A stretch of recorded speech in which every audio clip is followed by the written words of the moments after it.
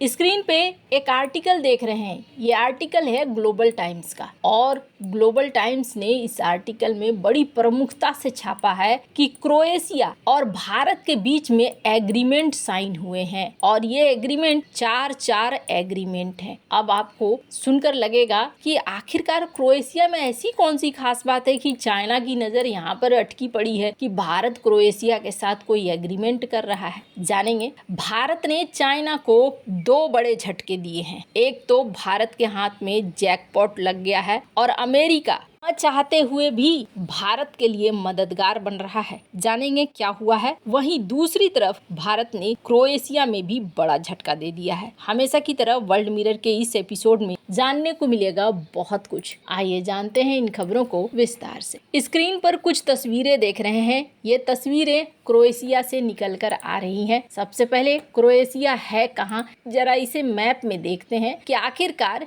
इस देश का डंका क्यों बजा हुआ है। तो यहाँ पर G7 की बैठक समाप्त करते ही पीएम मोदी क्रोएशिया निकल गए। G7 की बैठक से पहले साइप्रस पहुंचे थे और साइप्रस के बाद यहाँ पर देखने को मिला कि ये क्रोएशिया पहुंचे हैं। अगर भारत की यात्रा को ले तो ये कुछ इस तरीके से रहा, साइप्रस से होते हुए अब G7 के बाद क्रोएशिया को अगर मैप में देखें तो ये एक छोटा सा देश देखने से लगेगा। यहाँ रहा, ये क्रोएशिया है, स्लोवेनिया के पास में, बोस्निया के पास में। लेकिन आप इसे देखेंगे तो इसका एक बहुत बड़ा हिस्सा समंदर से लगता है, एड्रियाटिक सी के साथ लगता हुआ दिखता है। ये काफी बड़ा हिस्सा है क्रोएशिया का जो यहाँ पर इसके साथ लगता हुआ दिख रहा है। पहले ये यूगोस्लाविया का हिस्सा हुआ करता था। जब भारत ने नॉन अलाइनमेंट की बात कही थी, गुट निरपेक्षता की बात कही थी, तो उस समय यूगोस्लाविया और भारत 2 ऐसे देश थे जो संस्थापक देश थे। अब क्रोएशिया में भारत पहुंचा है और क्रोएशिया में भारत का पहुंचना चीन को खल रहा है। भारत ने न सिर्फ यहाँ पर पहुंचकर अपने संबंधों को ठीक करना शुरू कर दिया है, बल्कि भारत इनसे कुछ एग्रीमेंट की भी बात कर रहा है। 4 एग्रीमेंट क्रोएशिया के साथ भारत के साइन हुए हैं। क्रोएशिया को लेकर बहुत सारे लोग कह रहे थे कि इसका महत्व क्या है, आखिरकार हम लोग यहाँ क्यों जा रहे हैं, यहाँ जाने से क्या फायदा है। तो इसके पीछे एक बहुत बड़ी रणनीति है। जो लोग नहीं जानते हैं उन्हें मैं बता दूं, अभी जो पूरा खेल है ना, जियोपॉलिटिक्स में हो रहे इवेंट्स को अगर आप देखेंगे ना तो आप जरा सा ध्यान दीजिए किस किस जगह पर इस तरीके की घटनाएं हो रही हैं। इजराइल और ईरान, ये एक जगह है जहां पर बवाल मचा हुआ है। और इससे पहले कहां पर मचा था, ईरान के ये हुती विद्रोही मचा रहे थे, ये बवाल मचा रहे थे लाल सागर में। पर ये सब कुछ क्यों हो रहा है, तो कहा गया कि एक कॉरिडोर भारत से निकलकर यूएई सऊदी अरब होते हुए यूरोप में जुड़ने वाला है। ये कॉरिडोर अपने आप में बहुत ज्यादा महत्व रखता है। अब सवाल ये उठता है कि ईरान के यहाँ पर तो झगड़े शुरू हैं, इसके अलावा इजराइल और गाजा में भी, हमास में भी झगड़े हैं, तो ये तो पूरा कॉरिडोर ही बर्बाद हो गया ना। ज्यादातर लोग यही सोच रहे हैं कि ये कॉरिडोर बर्बाद हो गया, लेकिन इजराइल के राजदूत ने अभी हाल में क्या कहा है, स्क्रीन पर एक आर्टिकल को देख सकते हैं आप। इस आर्टिकल में इन्होंने ये कहा है इस ट्वीट में कि भारत ने अपने एंड पर काम करना शुरू कर दिया है आईएमए कॉरिडोर को लेकर, और हम भी जल्द ही अपने एंड पर काम करना शुरू कर देंगे। यानी आईएमए कॉरिडोर अभी मरा नहीं है और आईएमए कॉरिडोर जिंदा है। अब भारत क्या चाहता है, भारत क्रोएशिया को इस आईएमए कॉरिडोर के अंदर लाना चाहता है। अगर क्रोएशिया आईएमए कॉरिडोर के अंदर आ जाता है तो क्या होगा, यूरोप में एंट्री हो रही है आईएमए की। अगर आप देखें तो यहाँ इजराइल के हाइफा पोर्ट के बाद अब यूरोप का सीन शुरू हो जाएगा, और जब यूरोप का सीन शुरू हो जाएगा तो यहाँ पर ग्रीस भी इसका सदस्य बन रहा है। ग्रीस के अलावे ये यहाँ समंदर तल पे क्रोएशिया के साथ जुड़ना चाहता है, क्योंकि क्रोएशिया के पास बहुत तरह के बंदरगाह हैं।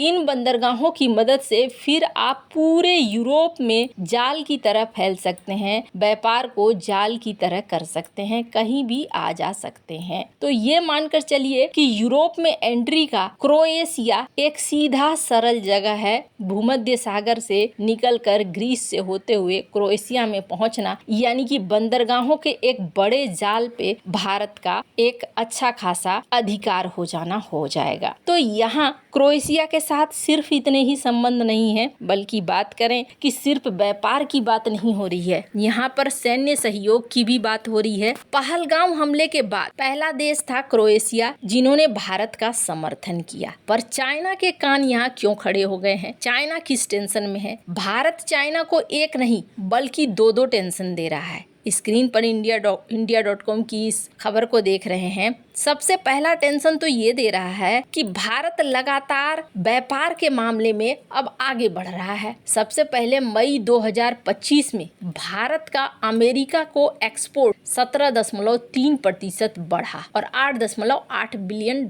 हो गया। वहीं चाइना का अमेरिका को एक्सपोर्ट 34.5% गिरा और 28.8 रह गया। वैसे तो मात्रा अगर आप देखेंगे तो नंबर्स बड़े हैं, लेकिन जो परसेंटेज की गिरावट है वो गिरावट बता रही है कि चाइना नीचे की तरफ जा रहा है और भारत ऊपर की तरफ जा रहा है। इसके अलावा कुल निर्यात में भी चाहे वो वस्तुएं हो या सर्विस हो, दोनों में 2.77% बढ़ोतरी हुई है। इस वृद्धि के कारण भारत का व्यापार घाटा थोड़ा कम हुआ है। दूसरा, स्मार्टफोन के एक्सपोर्ट में भारत ने अपने आप को यहाँ काबिल साबित कर दिया। वहीं चीन से आईफोन का एक्सपोर्ट 76% गिरकर 9 लाख यूनिट रह गया है और ये धीरे धीरे बदलता जा रहा है। पाकिस्तान के लिए भी ये झटका है। पाकिस्तान का निर्यात भारत और चीन से बहुत कम है, लेकिन अब भारत धीरे धीरे अमेरिका में अपने निर्यात को बढ़ा रहा है। निर्यात के साथ साथ भारत का ध्यान दुनिया भर में है। BRI को लेकर जिस तरीके से जाल फैला रखा है चाइना ने, उस जाल की काट भारत लेकर आया है IMEC कॉरिडोर के रूप में। और क्रोएशिया की यात्रा यूं ही नहीं है। क्रोएशिया में पहले से चाइना वर्तमान है। आप देखेंगे स्क्रीन पर एक आर्टिकल, BRI के माध्यम से चाइना ने जो BRI के देशों को कर्जा दिया है उससे अकेले को $22 बिलियन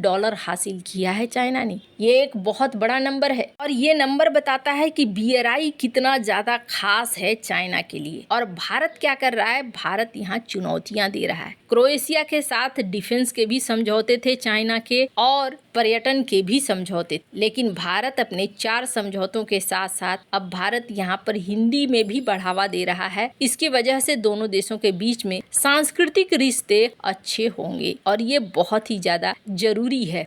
वैसे तो ये तुर्की और चाइना दोनों को टेंशन देने वाली बात है। तरीके से भारत आगे बढ़ रहा है, पर यहाँ पर चाइना को मिर्ची ज्यादा लगी है। यही वजह है कि चाइना की मीडिया में इसको लेकर चर्चे हो रहे हैं। वैसे आपको क्या लगता है? इन सब मामले में आपकी क्या राय है? कमेंट कर जरूर बताएं। जल्द मिलते हैं अगले वीडियो में नई खबर के साथ।